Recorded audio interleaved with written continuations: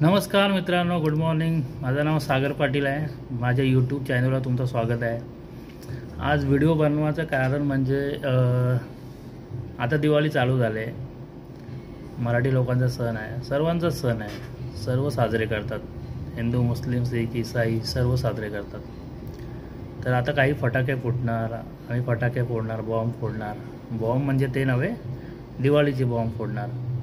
तर काही लोकांना ना प्रदूषण होते, आवाज येतो, ध्वनी प्रदूषण होतो, असे खूप चिंता येणार त्यांना.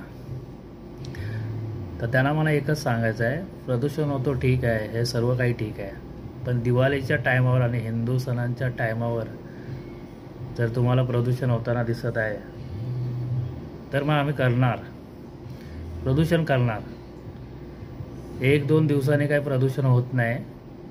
आणि जर प्रदूषण होतच आहे, एवढ्या मोठ्या मोठ्या फॅक्टऱ्या आहेत, त्याच्यातून जे धूर निघतात तिकडून प्रदूषण नाही होत आहे का? 365 दिवस युक्रेन त्या साईडला अणुबॉम्ब एवढं चालू आहेत, तिकडे प्रदूषण नाही होत आहे.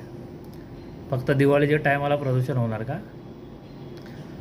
तर लक्षात राहू द्या, कोणी पण प्रदूषणाची गोष्ट आणि कोणालाही कोणी समजवू नये की किती प्रमाणात प्रदूषण होतो आहे, काय त्रास होतो आहे. 2-3 दिवस दिवाळीचे साजरे होऊ द्या. सर्वांनी आनंदित सण साजरा करा, हीच विनंती. थँक्यू, धन्यवाद. पुन्हा भेटू नवीन विषयावर.